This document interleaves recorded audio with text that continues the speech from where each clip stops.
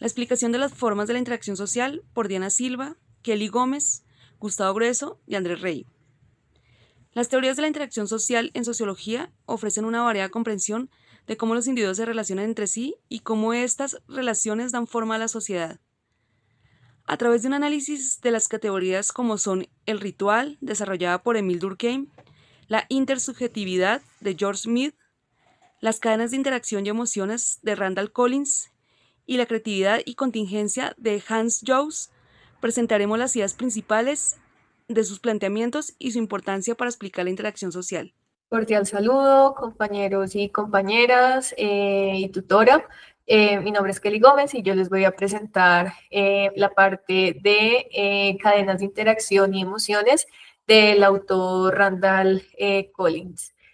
Bueno, digamos que los rituales de interacción para este autor son procesos en los que los participantes desarrollan un foco de atención común y en este sentido sus ritmos corporales entran en una especie como de consonancia recíproca, lo que resulta en lo que en su momento Durkheim denominó la conciencia colectiva, que es como un estado de, digamos, euforia o de explosión, pues como colectiva de un sentimiento que, digamos, desborda lo individual y pasa a ser, digamos, como una sensación a nivel grupal.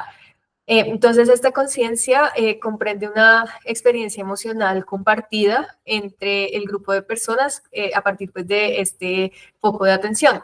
Entonces, bueno, como segunda idea central del autor, voy a destacar que los rituales de interacción se pueden clasificar de varias formas. Entonces, para el autor están primero los rituales formales, que digamos son aquellos que se rigen por un aparato de procedimientos ceremoniales en donde todos pues, son capaces de reconocerlos.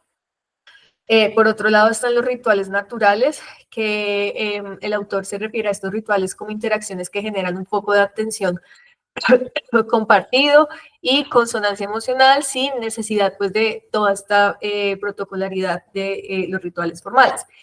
Sin embargo, también el autor nos habla de otro tipo de rituales, ya que no todos los rituales formales y naturales pueden generar ese foco de atención común y esa emoción compartida o esa conciencia colectiva.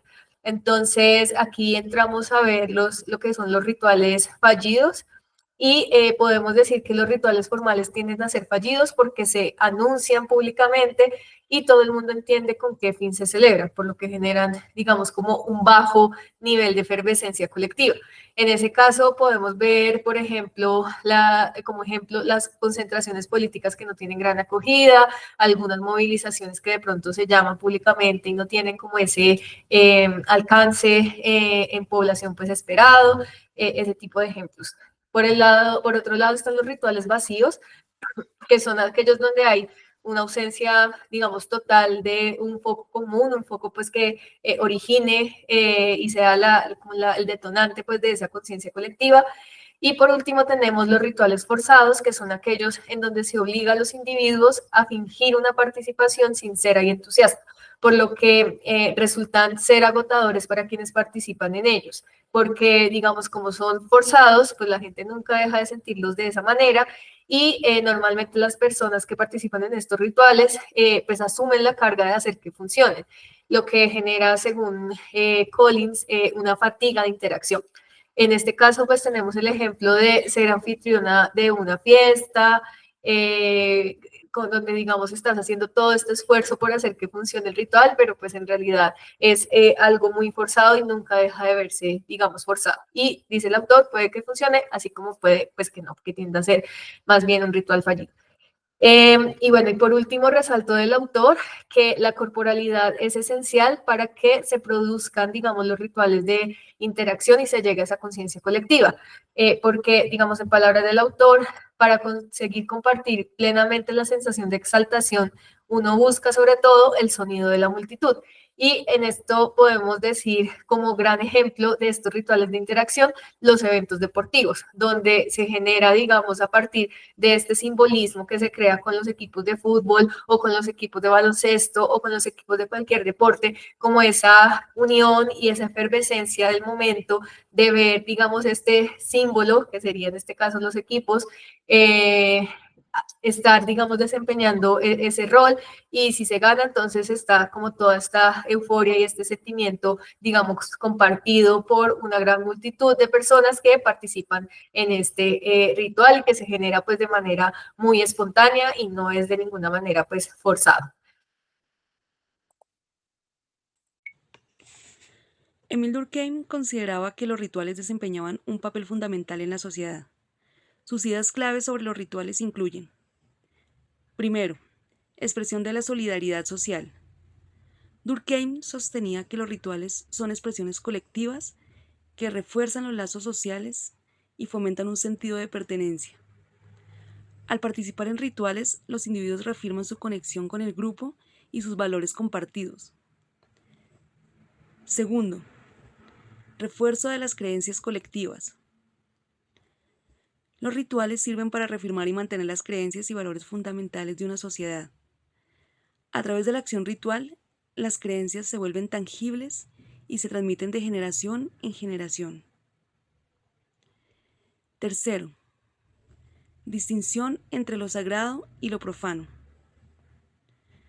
Durkheim argumentaba que los rituales ayudan a establecer y mantener la distinción entre lo sagrado, que es lo que se considera especial, y lo profano, que es considerado cotidiano y ordinario. Estos rituales marcan la transición entre estos dos ámbitos y refuerzan su separación. Cuarto, función de cohesión social. Los rituales contribuyen a la cohesión social al crear un sentido de unidad y de propósito compartido. Al participar en rituales, los individuos experimentan una sensación de efervescencia colectiva. Ese sentimiento colectivo se caracteriza por una intensa emoción y conexión que fortalece los lazos sociales. Es así como Durkheim veía los rituales como una herramienta o como herramientas esenciales para la cohesión social, la transmisión de valores y el mantenimiento del orden social. Saludos a todos, mi nombre es Gustavo y voy a trabajar la intersubjetividad del autor George Smith. Primero que nada, el autor fue un filósofo y sociólogo estadounidense y una figura clave para la psicología social y el interaccionismo simbólico. Como concepto clave vamos a trabajar en la intersubjetividad, y esta se refiere pues a toda esa comprensión compartida y de significados que se dan en la relación entre los individuos. Por ello, es a través de la interacción social entre personas que se constituye pues una visión de la realidad, donde hay signos, significados que se comparten. Pero además la intersubjetividad nos permite entendernos a nosotros mismos y ubicarnos dentro de un contexto social. Ahora bien, tenemos el interaccionismo simbólico, que siguiendo a Monfer y a González, tiene el objetivo de estudiar la conducta y el comportamiento humano en un conjunto de individuos donde la acción de cada uno está condicionada por la de otros. Es decir, el interaccionismo simbólico explica o busca explicar por qué las interacciones sociales generan, negocian, crean significados compartidos. Ahora bien, el lenguaje y el gesto son elementos fundamentales en MIT, puesto que el lenguaje y el gesto posibilitan la comunicación. A su vez, la comunicación y el lenguaje nos vincula a un grupo social, nos permite la interacción social, nos permite construir significados, nos permite entender al otro con su gesto. Y además esto pues nos lleva a generar una identidad individual que nos diferencia del otro. Entendemos que hay un otro y un otro generalizado. Este otro generalizado no es una persona, sino que es un conjunto de normas generales que va a regir en la sociedad pues para la interacción social. Y además este lenguaje y comunicación pues va a posibilitar la creación del yo. Acá hay una cita de Monfer y González donde nos da la importancia pues de George Smith, introduciendo el lenguaje como una parte fundamental en las ciencias sociales para comprender el individuo y los mecanismos de socialización, quizás un poco apelando al giro lingüístico de las ciencias sociales. Ahora bien, por último, otro concepto, perdón, es el self, y este se refiere a la forma en que un individuo se percibe a sí mismo y se entiende dentro de la sociedad. Básicamente, este concepto se refiere como si fuese una cámara que mira desde afuera al individuo, donde el individuo se ve a sí mismo, pero desde afuera, en la sociedad, su papel dentro de ella como objeto. Esta se compone de dos elementos, el mí, el yo social, que es el que comprende las normas, los valores, las leyes que han sido interiorizadas por medio de la interacción social, pero si nos quedamos solo en estos, la sociedad nunca cambiaría. Por ello aparece el I, el yo, y el yo es espontáneo, creativo, impulsivo y auténtico. Es decir, en el yo, el sujeto es capaz de generar nuevos marcos de entendimiento de la realidad, nuevas formas de hacer, nuevas formas de estar en el mundo. Y a partir de estos elementos, pues se va a configurar una visión del mundo social y de la forma como se interactúa con los demás y se construye significado. Mi nombre es Andrés Rey y en esta ocasión me dispondré a explicar y exponer el concepto de la teoría, los conceptos de la teoría de la acción creativa de Hans Joas. Hans Joas es un sociólogo y filósofo, profesor catedrático alemán, que adopta la teoría de la acción creativa como una alternativa a las teorías tradicionales de la acción normativas y racionales. Esto presuponiendo que estas no son suficientes para estudiar y analizar el comportamiento de los individuos. Para esta toma como referente un concepto de Max Weber, uno de los tipos ideales, el cual es el de la acción racional de acuerdo a fines. Con esto quiere significar que la acción creativa está orientada hacia una meta o un fin. Este tiene como punto de partida el pragmatismo norteamericano, especialmente la obra de George Herbert Mead, en la cual él plantea en medio de la teoría de la acción, la creatividad. También se nos plantea desde Joash que la creatividad surge de acuerdo a un contexto o a una situación de contingencia que se presenta.